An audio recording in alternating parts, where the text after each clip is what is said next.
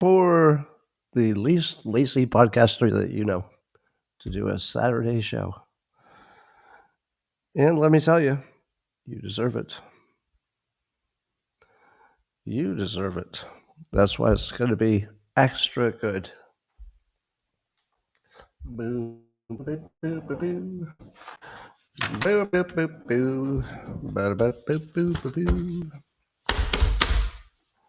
Good morning, everybody, and welcome to the highlight of human civilization. It's called Coffee with Scott Adams, and you've never had a better time. But if you'd like to take a chance on elevating your experience to levels that nobody can even understand with their tiny, shiny human brains, all you need for that is a cup or a mug or a glass, a tankard, chalice, a stein, a canteen, jug or flask, a vessel of any kind. Fill it with your favorite liquid. I like coffee. And join me now for the unparalleled pleasure, the dopamine hit of the day, the thing that makes everything better. It's called the Simultaneous sip. And it happens now. Go. Oh, thank you, Paul. Everything's working today. It's all working today. Well, today is Saturday, and as tradition requires, although not every Saturday, Owen Gregorian will be hosting a Spaces event for all of you who want to continue talking about whatever happens today, or other things, I'm sure, would be fine. So just go to X platform and look for Owen Gregorian, or look for my X account, and you'll see that I reposted the link to it. And it'll be right after I'm done here, a few minutes after. Well, Kim Jong-un, a spunky little leader from North Korea, has built a beach resort. There's only one requirement. You would have to be Russian to go there. Yeah, apparently Americans are not invited to Kim Jong-un's new beach resort. And the one review I saw sounded like there weren't many people there. So I don't know. Can you somehow put in your mind the idea of going to the poorest country that you know and having a luxury 5-star experience because you're just completely shut off from all the starving citizens? It would be kind of weird, wouldn't it? I'd do it. I wouldn't do it because it's too far away. But if it were, let's say, a 10-minute drive to North Korea, I would do that. Yeah. Well, 8 minutes. Well, 7 minutes. I would drive 7 minutes to experience that. There is a story in Business Insider that the FBI tried and failed to identify who is behind the famous QAnon movement. Now, does that sound real to you? Do you believe that the FBI was unable to figure out who was behind the Q thing? How hard did they try? Seriously? The people who did Q were more clever than the FBI? Does that sound real to you? Here's what I think might be more likely. It could be that Q was working with or a part of a CIA operation, possibly to make Trump supporters look bad. Now, why would I say that the CIA would do a hoax to make Trump look bad in 2016? What would prompt me to think that they would do such a thing? Oh yeah, because we now have proof that they did such a thing. Not that specific thing. We don't know that they were behind Q, but you could imagine that would be a perfect op for them, because all it is just some online activity. And then if the FBI came looking around, you'd say, hey, I can't tell you anymore, but for national security reasons, we need you to stop looking into the Q situation. So wouldn't the FBI stand down if the CIA told them to? So I don't believe anything about that story. Well, Let me add to the list of people you don't ever want to make mad at you. You know that Trump is on that list, right? You never want Trump to be mad at you because you're going to get a nickname and it's going to be sticky. But you also don't want to make Roger Stone mad at you. So I don't know why he's mad at Chuck Schumer. I don't know why he's mad at him. And I wouldn't bring this up except he put it on X, so it's public. So Roger Stone wrote on X, Chuck Schumer is such a piece of shit that when he broke up with his longtime DC-based mistress, he demanded that she give him back a mattress that he had gifted her. It is commonly known all the way back to his days in the New York Assembly that Chuck Schumer is a common whore whose vote can be purchased for very little. So here's why I'm laughing. How many of you have had the experience where you enter into a long-term relationship after having not been in one? What is the first thing that you're, let's say this is for the guys, I don't know if it works the other way, but for the men, have you ever had your new long-term relationship say, you have to get rid of that mattress? Have any of you experienced that? I'm pretty sure I've experienced that. That's all I'm going to say. And you can understand why, because, just the thought of it. But I just have this image in my mind of Chuck Schumer's wife scrolling through X, and the algorithm just pops this up because her husband is mentioned, and she's sitting there in the bed, on that mattress that he got back from his mistress, and she's like, "Oh shit!" Now I'm just making that up. I have no reason to believe he has ever been unfaithful to his wife or to his mattress. So I'm just telling you what Roger Stone said. The rest is the movie that you play in your head that's kind of funny. Well, Ghislaine Maxwell has been kind of quietly moved to a much friendlier prison, one that's more comfortable, they call it. Now, are prisons meant to be comfortable? Well, I guess she got one in Texas, so she's already moved to the more comfortable prison. And apparently, Maxwell is reportedly going to seek a pardon from Trump, or already is trying. So here's what we can know for sure. We know that the Trump administration was willing to negotiate with her, because the moving to a more comfortable prison was certainly the result of a negotiation, as in, I'll give you what you want, but you got to get me out of this hellhole. So there's that.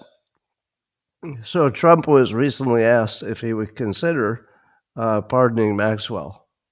I'm going to tell you his exact words, and then I want you to tell me if I've trained you well enough to know what the future holds. All right.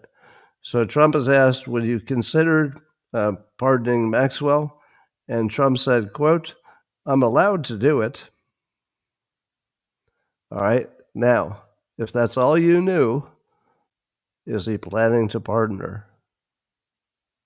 What do you think? Yeah.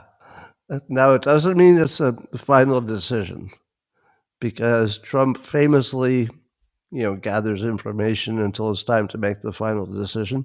So it's not a final decision, but he's signaling pretty clearly that that's on the top three options, if you know what I mean. So it doesn't mean he'll do it. He may be advised against it, and I can see why. But he's definitely considering it. And that I think it was the same Newsmax reporter who asked him this. He said, "Would you consider pardoning Sean Diddy Combs?" All right. Now I'm going to read you Trump's answer, to would he pardon Sean Diddy Combs, and then you have to tell me what the future holds. All right. He said, probably, I was very friendly with him. I get along with him great. Now, probably refers to considering. It doesn't mean doing it. He said, I would probably consider it, which is different from saying he would do it. So is he going to do it? Or is he just probably going to consider it? Well, I'll give you one more hint. Then Trump went on to note that the jury found Diddy half innocent, and he doesn't really understand what the rest of the charges are about. So Trump has already minimized what the charges were and said he was a friend, he got along with him, and he'd probably consider it. Well, I don't know. I feel like there's a really good chance there might be a pardon for both of them. Definitely not final decisions, but he's open to it. I like the fact that he's open to it. We can argue later whether doing it makes sense. That's a different conversation. But the fact that he's open to considering it, I like that. I like that in my president. And then Trump says he's ready to release everything tied to Epstein. This was also for Newsmax, but warns it could put people in danger. Innocent people who were just described in the files but did not do anything wrong. And then Trump reminds us, as he's done a number of times, that the same people who, what he calls, ran the Epstein files, in other words, who had control over them and access to them under the Biden administration, are the same people who pushed the Russia hoax. You see what he did there? He just compared the Epstein files situation, that people are wondering why he's not releasing them, to the Russia hoax to make the point that some of that might be negative for him, but fake. So we're being primed that if there's something in there that's negative to Trump, that it might be planted, it might be fake. Now, Trump is so good at this. Now, separate from the question of whether there's anything in there that you should worry about, separate from the question of whether this is, an ethical way to approach this, I'm just going to talk about communication and persuasion. This is it's kind of genius. He's just laying down the thought that you can't trust anything that came from the other side, that it might be entirely made up. And now that we know, we're not guessing, but at this point we know that the Russia collusion hoax was, the main people in the entire administration of Obama literally just making stuff up in a way that you would have imagined before any of it happened. You would have imagined that could never happen. There's no way that the whole government at that time was coordinating this fake hoax, and there's no way that happened, but it did. And now Trump has that as a weapon, so that whenever there's something he wants you to not believe from the other side, he just says, oh, have you heard of the Russia hoax? Now, I don't know if the Democrats believe any of that's a hoax, because they're listening to completely different news. But if he keeps his base on his side, that's better than nothing.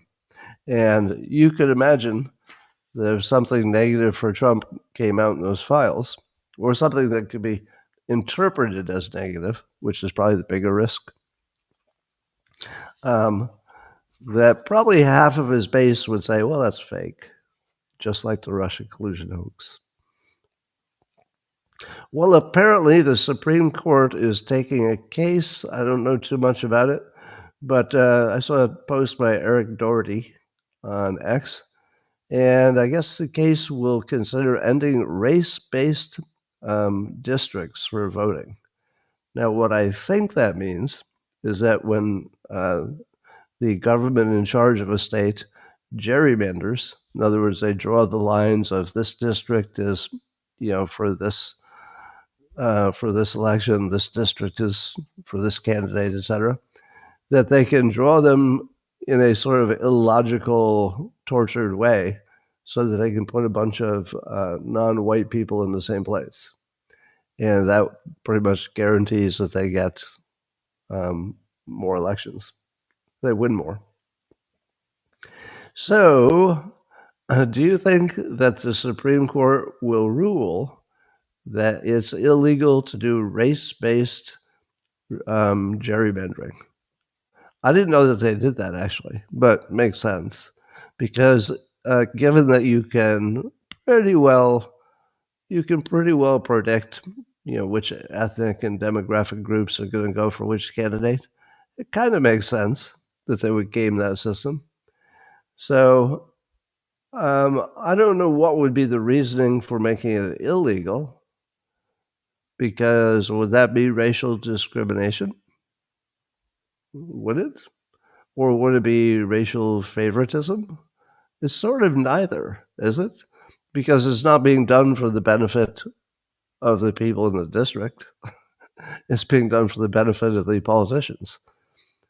So if there's no racial sort of benefit or cost, I don't know. They could probably find some reason to strike that down. If that got struck down, some people say that would be the end of Democrats ever being in control of anything, because they're already knocked down so badly. Their reputation is in tatters. But if this redistricting thing happens and they have to undo the districts that were created just to be maximized, black voters, etc., that could open up a lot of possibilities for the Republicans. So that this could be the biggest story of the year, because it could determine who's in charge for decades, maybe.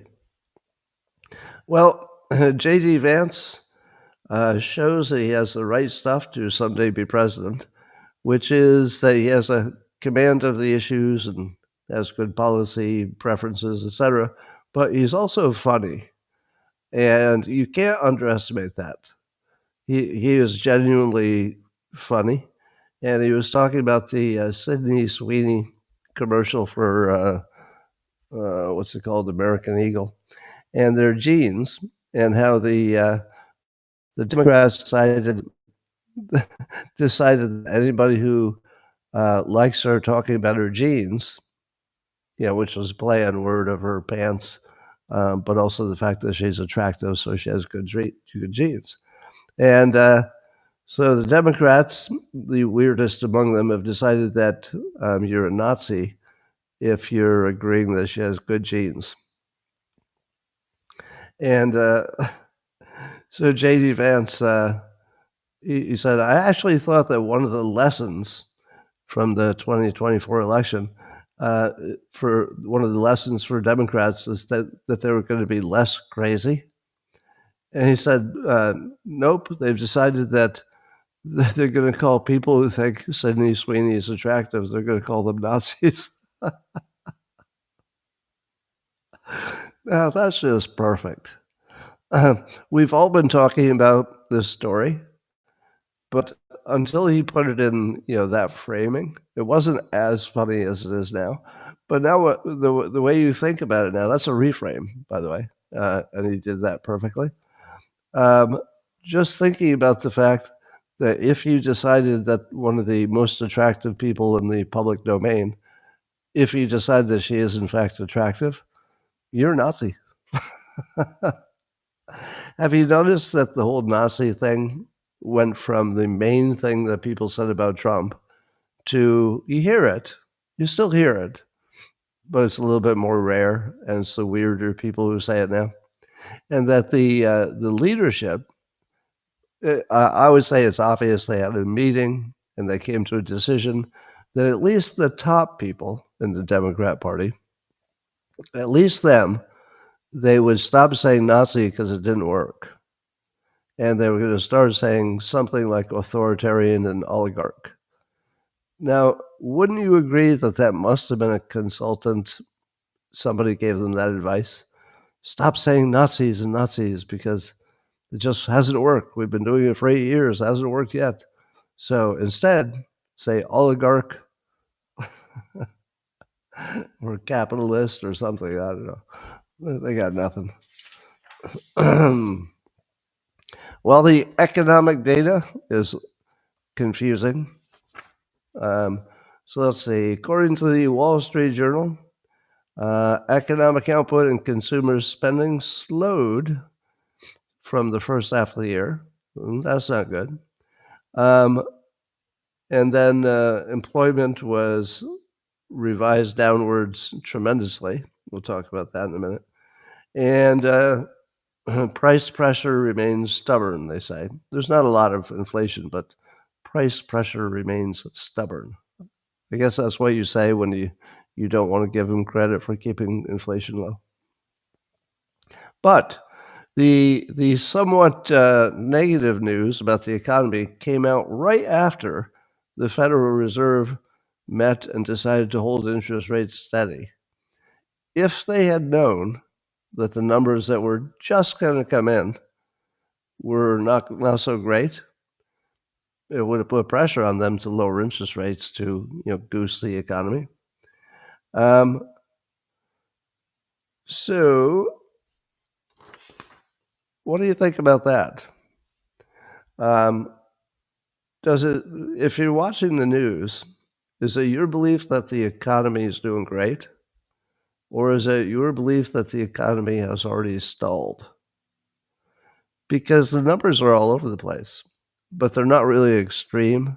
And there are reasons why it would be sort of bumpy up and down because the tariff stuff and the uncertainty, et cetera. So I don't know. Honestly, I can't tell if the economy is doing well or not.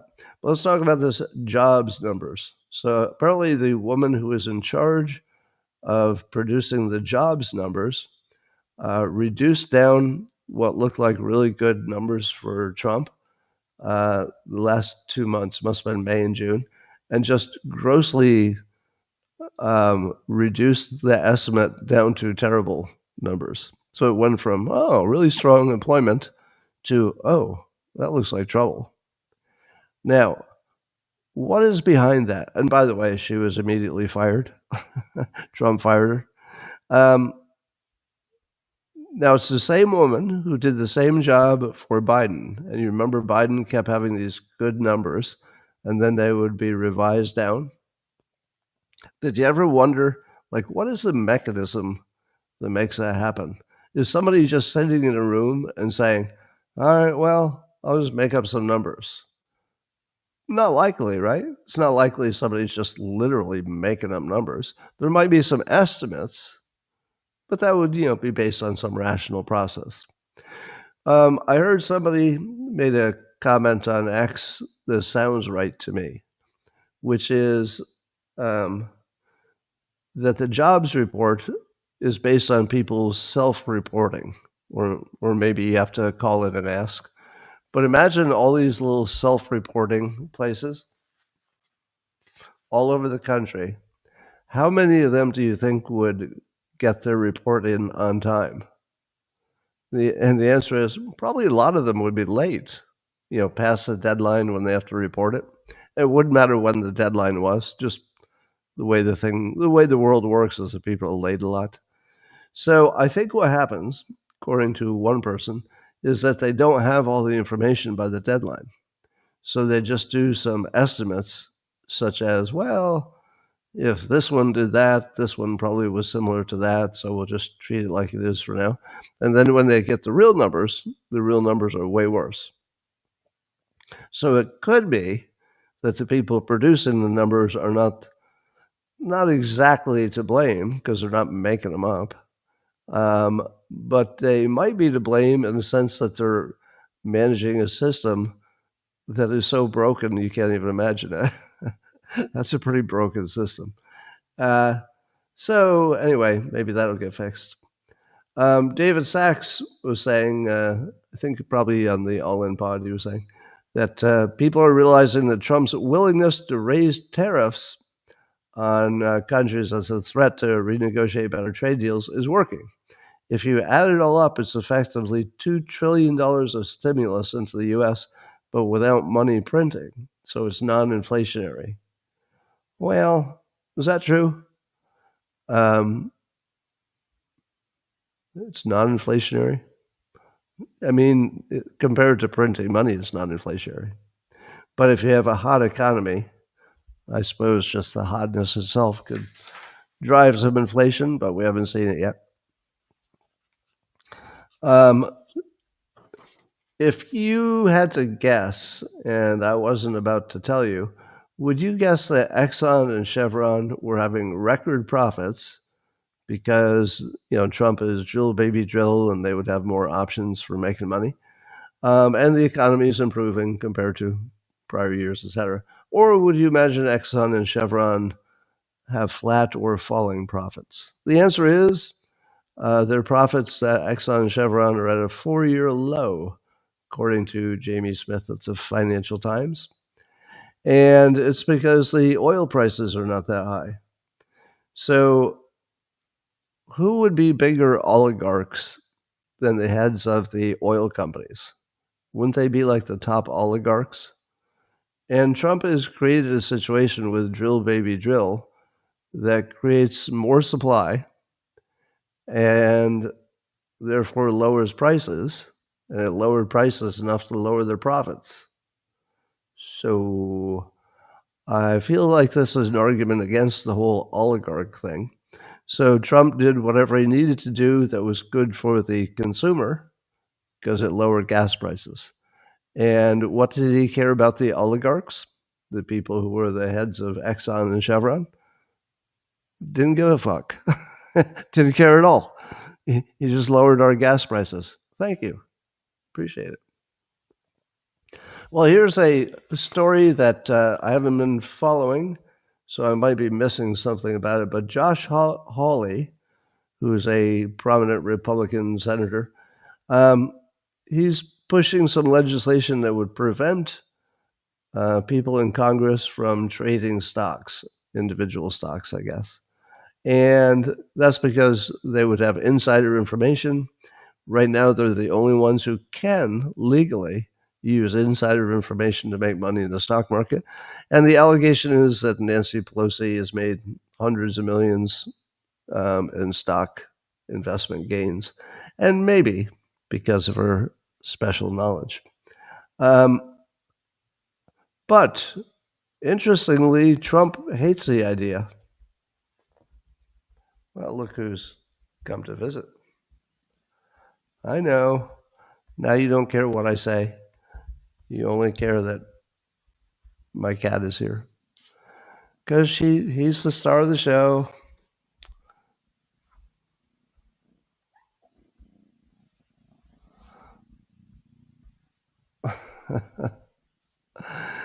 Say hi to Gary. Gary, don't eat the cords. No, don't eat the cords. All right, we shall continue. So Josh Hawley has this thing, this legislation he's pushing to prevent Congress people from trading stocks because they have too much insider information.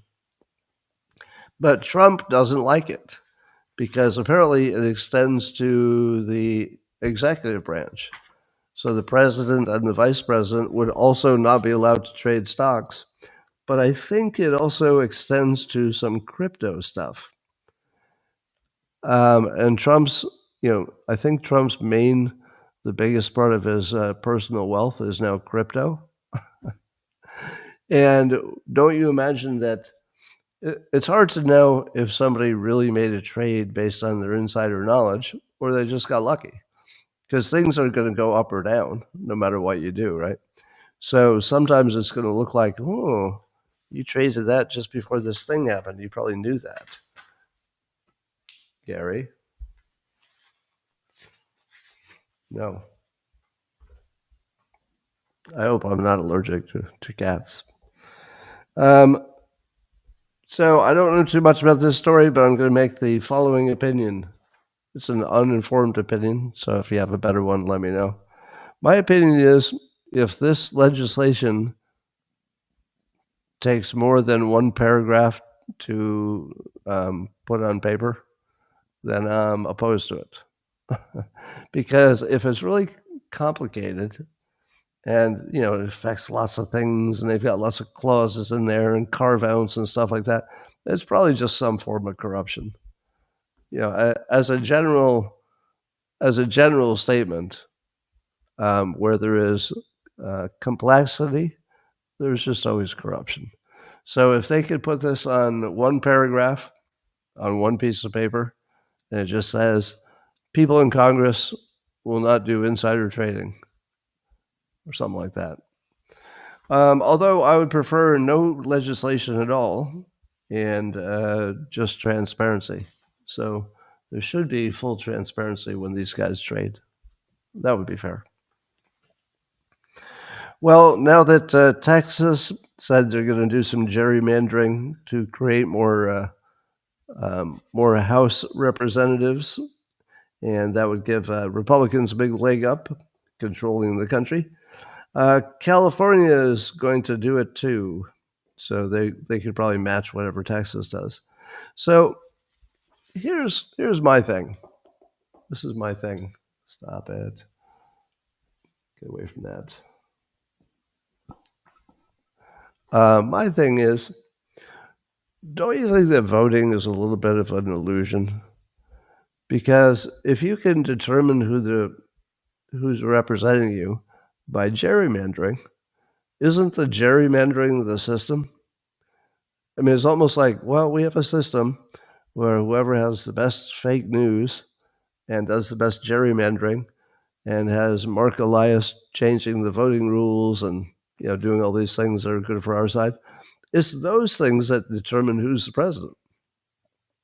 The voting is almost, you know, sort of always close. And the part that matters is who ran a good hoax or, hey, what's that? Don't do that. Anyway, I've been wondering why this big Russia collusion hoax is not becoming a bigger story, because there's no doubt about it. This is the worst thing that's ever happened. And I think Russia collusion hoax has to replace Watergate whenever we say, is it worse than Watergate? We never have to say that again. From now on, the new standard is it worse than the Russia collusion hoax? That's the new standard. So use that one. Well, Jonathan Turley, attorney and author, he said there are a lot of people worried in this city tonight. That would be D.C. This is the great reveal that John Ratcliffe was promising, and there's more to come. To which I say, at this point, you know, there's no legal process that's happened, but would you say it's fair to say that we have now exposed the entire crooked network? Because this most recent thing is that there was a member of the Soros organization, this Leonard Bernardo, who was the head of the Open Society Institute, that's Soros, Eurasia Center. And we now have a document that so far I don't think he's denied. So it's been out for 2 days, and I don't think he said, no, that's a fake. So I was waiting to see if it was real because it looked a little bit too on the nose. But I feel like it is now, because if it were fake, the guy whose name is on it would say, whoa, whoa, whoa, I didn't write that. That's fake. So it must be real. He would have denied it by now. And what he said was he was fully aware of the Hillary Clinton plan for creating this giant Russia hoax. And so now we can see the entire network. You can see from, you know, the Soros organization, you can see the CIA, you can see the FBI, you can see what was the executive branch under Obama. And you can see that the entire network. You can even see the fake news. I call them the winged monkeys. The people who are just the assistants that helping things happen. All right, you're just sort of relaxing here, aren't you, Gary? Whoa. What are you looking at? All right, you're done now, huh? All right, go down here. There you go. All right.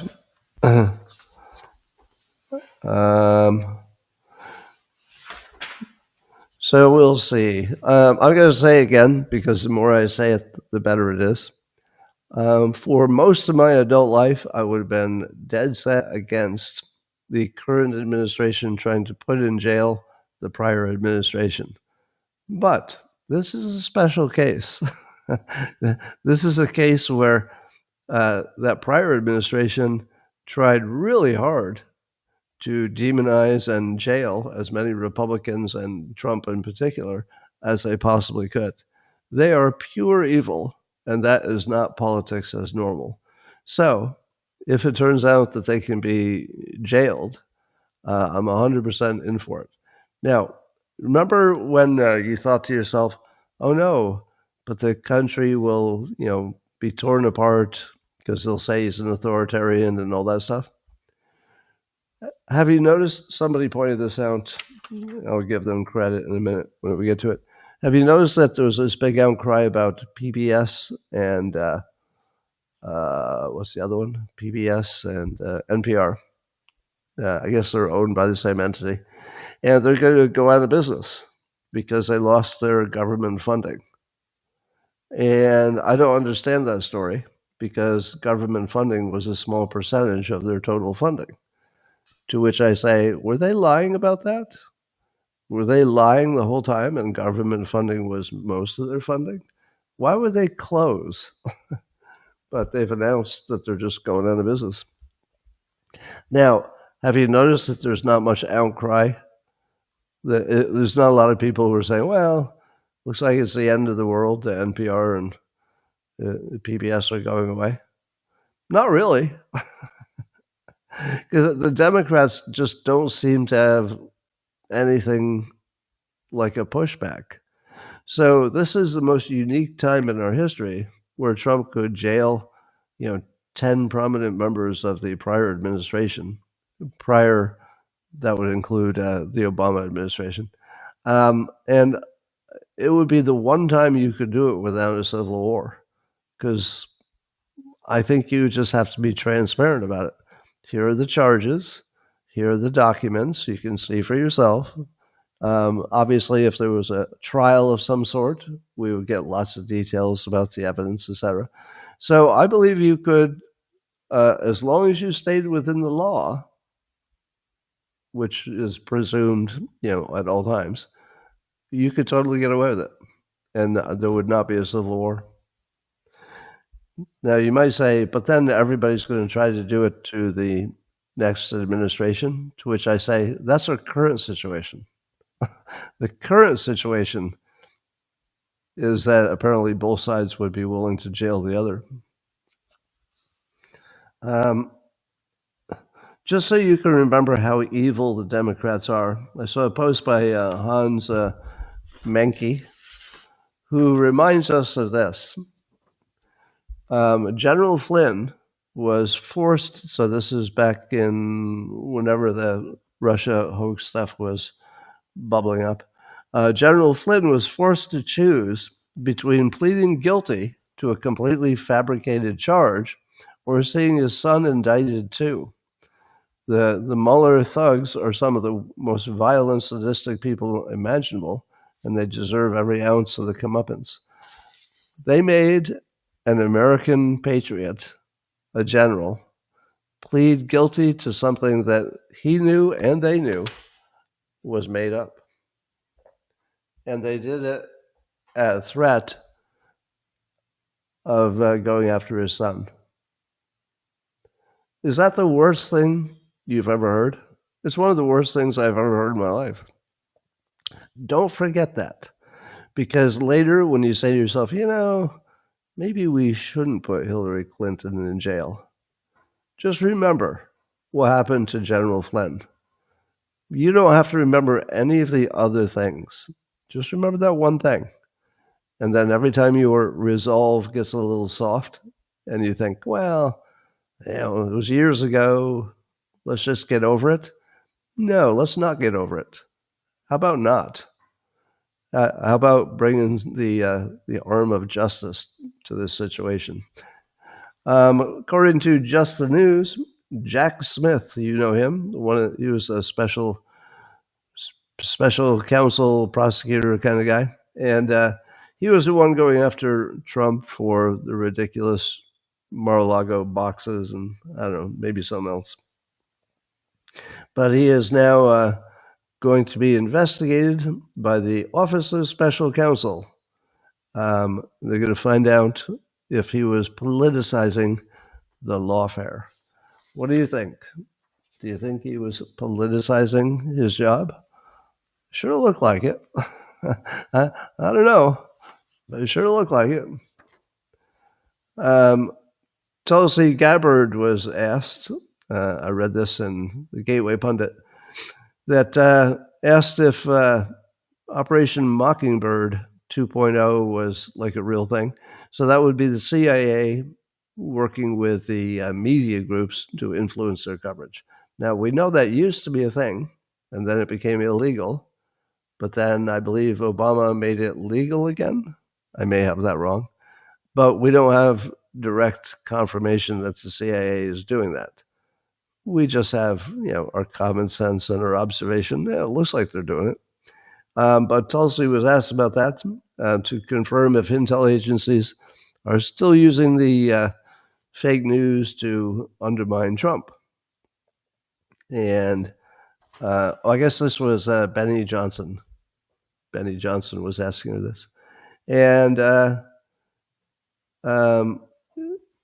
instead of answering directly, which maybe you can't do if you're in that job, Tulsi Gabbard confirmed that the current Trump administration is actively battling rogue intelligence operatives.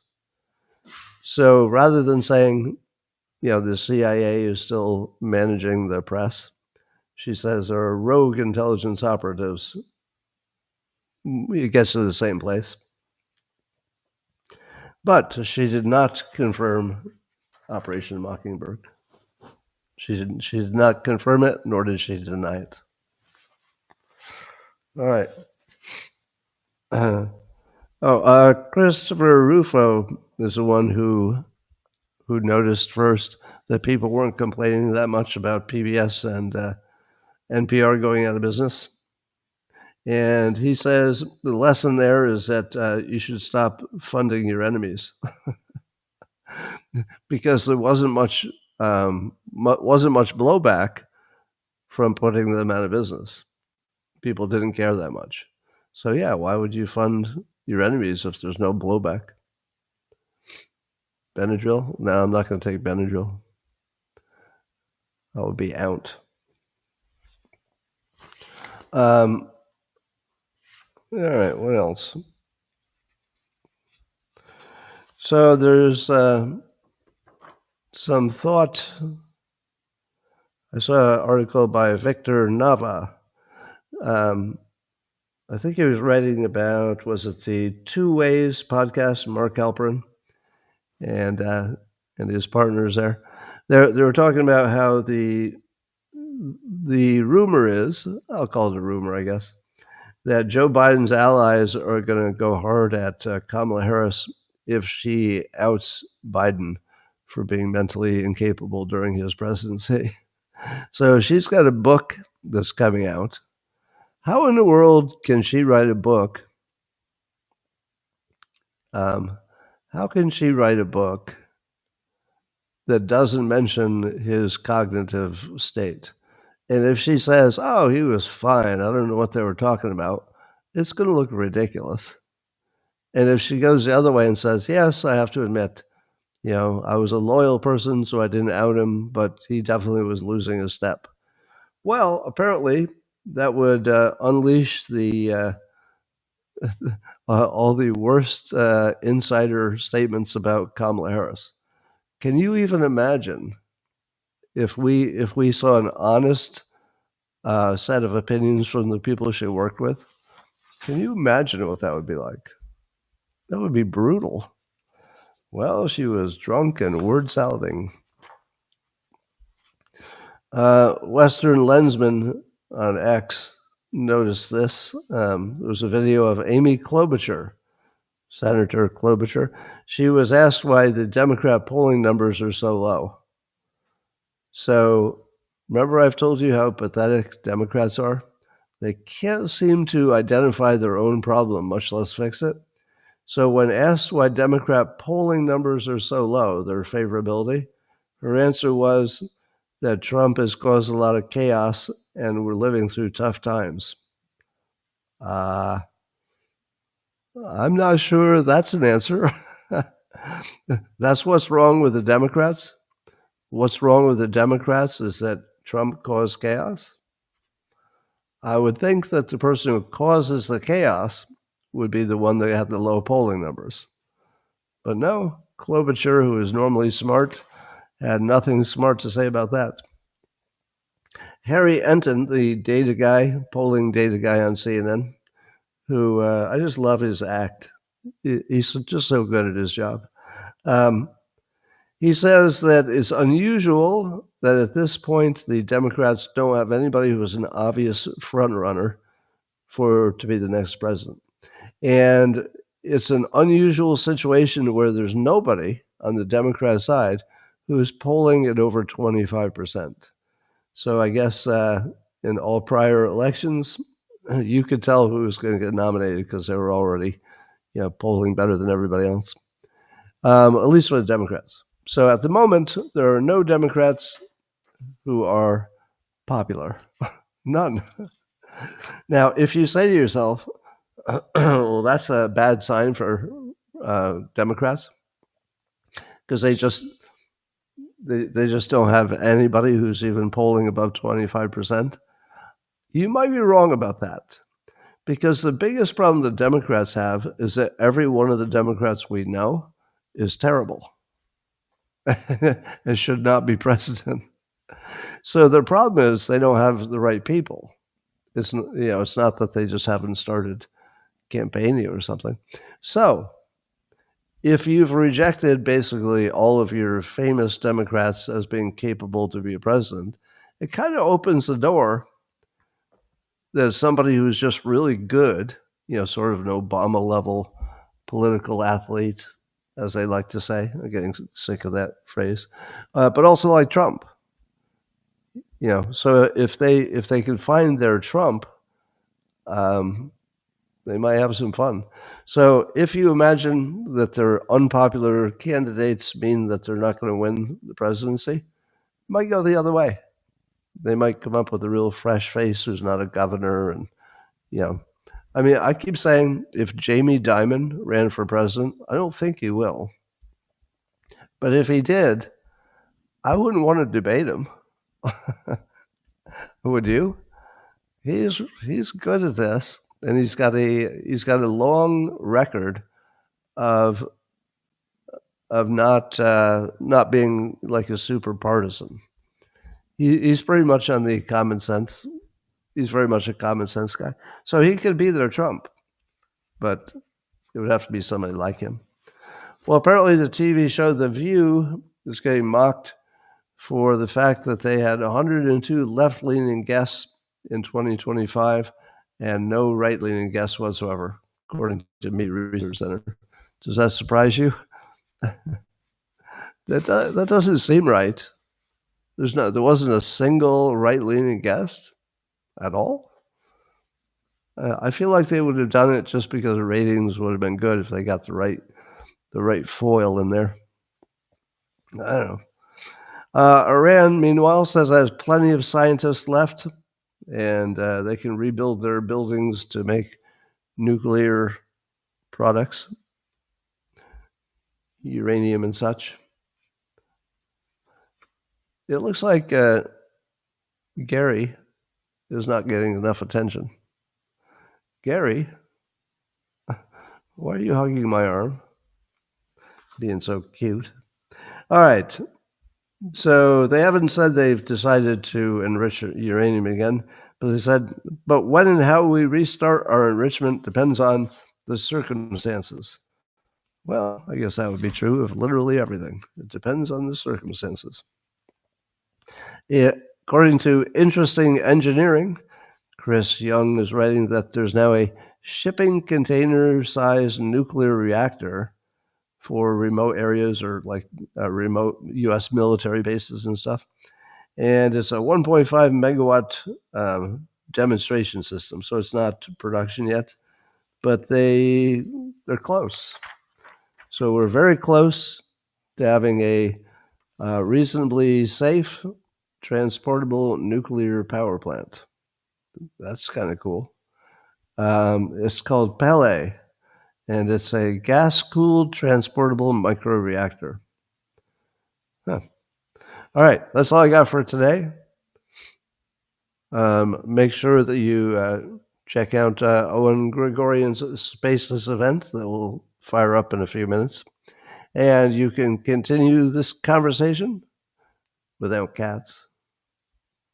And I'm going to say a few words privately to the locals subscribers, my beloved local subscribers. And the rest of you, thanks for joining. I will see you tomorrow, same time, same place. All right, locals, I'm going to come at you